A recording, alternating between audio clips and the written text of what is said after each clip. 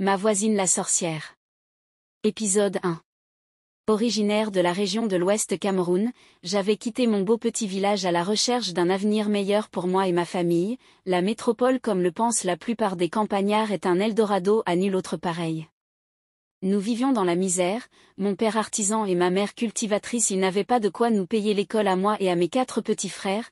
Nous vivions dans la promiscuité et la précarité la plus absolue, c'est à peine si ma mère posait au feu une marmite tous les 3 jours. N'en pouvant plus de vivre dans ces conditions défavorables, quand j'ai atteint la majorité, j'avais décidé de m'en aller me chercher en ville.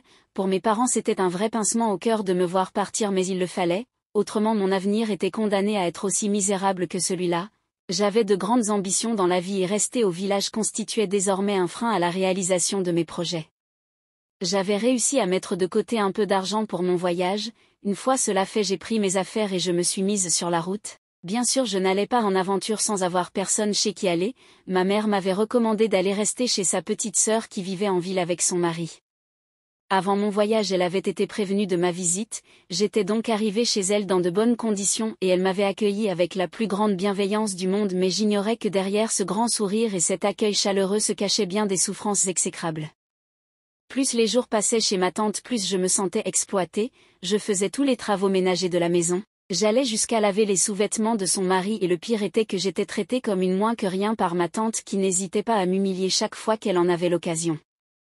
Je n'avais même pas le temps pour sortir pour voir si je pouvais trouver un travail pour pouvoir m'occuper et gagner de l'argent. J'avais à peine le temps de me reposer quelques secondes que j'étais assaillie par des corvées de toutes sortes jusqu'à très tard dans la nuit ou même jusque-là j'avais très peu d'heures de sommeil. Je commençais à me sentir abusée par ma tante, et chaque fois que j'essayais de lui en parler elle en faisait tout un drame et me traitait d'ingrate. Je ne pouvais à cela que recroqueviller sur moi-même pour pleurer ma peine.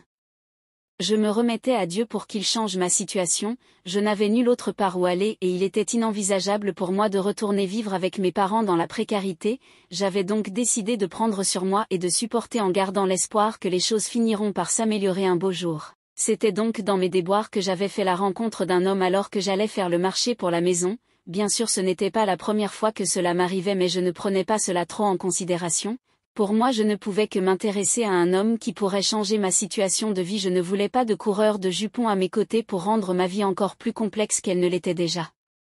J'avais rencontré Aimé, c'était un garçon ordinaire que je trouvais très banal au premier abord. Il faisait du commerce au marché et à chaque fois qu'on se voyait il n'hésitait pas à me couvrir de compliments et petites attentions. Très vite je commençais à déposer mon dévolu sur lui mais avec beaucoup de réticence. Il n'était pas riche et pour moi à ce moment-là c'était un problème, j'avais des objectifs à atteindre.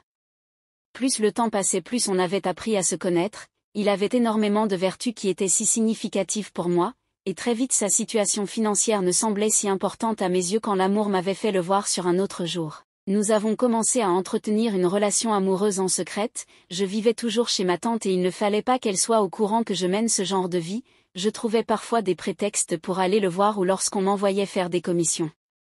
C'est dans ce petit jeu de cachotterie entre Aimé et moi que j'étais accidentellement tombée enceinte. Pour moi c'était un drame, je ne pouvais pas être enceinte alors que je n'avais même pas encore de quoi me nourrir moi-même et cela allait sans doute déclencher la colère la plus noire de ma tante. J'avais annoncé la situation à Aimé et je craignais qu'il m'abandonne l'acheminement comme le font certains hommes dans ces conditions, mais il s'était montré si admirable quand il m'avait fait savoir qu'il était prêt à assumer fièrement ses responsabilités. Oui, j'étais heureuse de l'apprendre, mais d'un autre côté j'avais peur de la réaction que devait avoir ma tante en l'apprenant. J'avais si peur que je ne voulais pas gradeur cet enfant, mais Aimé m'avait interdit de faire quoi que ce soit pour interrompre cette grossesse.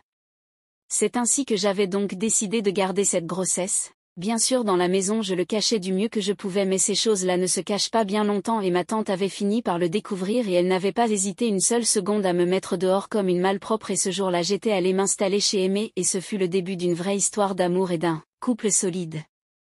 C'était un nouveau départ pour moi, j'allais commencer une nouvelle, c'est à ce moment-là que j'avais commencé à m'investir un peu plus. J'allais au marché avec Aimé et on se battait ensemble pour gagner de l'argent jusqu'au jour où j'ai accouché de mon premier garçon. Je suis Yolande et j'ai 29 ans aujourd'hui. Depuis ce jour-là Aimé et moi vivons en parfaite harmonie. Il s'est passé plusieurs choses entre-temps, j'ai eu un autre garçon et j'en attendais un autre dans mon ventre et il n'était plus bien loin le moment où il allait venir au monde. Notre situation financière n'avait pas bien changé, nous n'étions toujours que des débrouillards mais juste que Aimé a changé de travail. Le commerce au marché était devenu bien trop compliqué, alors il avait accepté un poste de agent de sécurité dans une grande société de la place. On n'était pas riche mais on ne manquait pas de grand-chose, on avait le strict minimum pour survivre et on se battait avec le peu qu'on avait. Moi je n'avais toujours pas trouvé de travail, pour une illettrée sans diplôme que j'étais, c'était très compliqué pour moi de trouver un travail convenable. Mais une chose commençait à me chagriner. Mon troisième enfant était bientôt là et la maison dans laquelle nous vivons me semblait trop délabrée et j'avais besoin qu'on change d'emplacement. Yolande, chérie, je t'ai parlé du problème de la maison la dernière fois mais tu continues à jouer à la sourde oreille, mais c'est vraiment important. Aimé, j'ai compris, mais que veux-tu que je fasse? Où est-ce que je vais trouver les moyens pour pouvoir louer une maison moderne? J'ai déjà du mal à payer celle-ci et à subvenir aux besoins de la maison. Yolande, je sais tout ça mais pour moi ce n'est plus possible de continuer à vivre dans ces conditions. Quand il pleut nous sommes inondés de partout, les odeurs nauséabondes des alentours, sans compter les moustiques et tous les rapaces qui cohabitent avec nous ici. J'ai énormément souffert avec les 2 premiers, pour celui-ci je ne peux pas l'accueillir dans ces mêmes conditions pitoyables, on doit trouver une solution.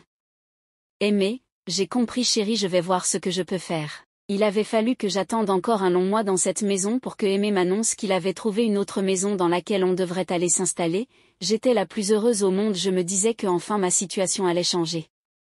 Nous avons fait le déménagement pour la nouvelle maison et dès notre arrivée j'étais déjà toute séduite. Le petit studio semblait être bien plus moderne et plus agréable à vivre que le taudis dans lequel nous vivions.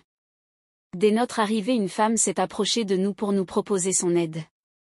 Bonjour. Moi c'est Jézabel, je vois que vous êtes les nouveaux locataires, je suis venue vous proposer mon aide. Yolande, d'accord, merci infiniment, un petit coup de main nous sera d'une grande aide. Et c'est ainsi que nous avions réussi à tout installer dans le studio avant que la nuit ne tombe. Je me suis assise un petit moment et ma nouvelle voisine qui s'était montrée si aimante s'était approchée de moi. Jézabel, waouh, je vois que tu vas bientôt décharger le 3e. En me caressant le ventre elle me l'avait dit. Yolande, oui ça ne saurait tarder, c'est pour très bientôt. Jézabel, d'accord, bienvenue ici parmi nous, moi je suis la voisine juste en face, mon studio est littéralement collé au vôtre. Yolande, d'accord, merci infiniment pour l'aide apportée. Jézabel, d'accord, bon au revoir alors. Et c'est ainsi qu'après son départ mon mari s'est mis à me faire des remontrances. Aimé, chérie, je ne veux pas trop ces affinités avec des gens qu'on ne connaît pas, on vient juste d'arriver ici, on ne sait pas qui est qui. Yolande, allons toi aussi. Cette femme est une bonne personne, elle ne voulait que nous aider, je pense que tu es beaucoup trop méfiant et pessimiste. Aimé, d'accord, je ne veux juste pas qu'il ait des problèmes demain ou après-demain. Bien sûr que j'avais trouvé le comportement de Aimé un peu disproportionné, je me disais qu'il se faisait un sang d'encre pour rien et j'estimais qu'il n'avait pas à se méfier. Durant notre première nuit dans ce studio j'avais l'esprit si serein et je me disais qu'on allait être enfin en paix, mais très tard j'ai suivi des bruits étranges provenant du plafond et après sous le lit où on dormait, je me suis dit que ça devait être des souris.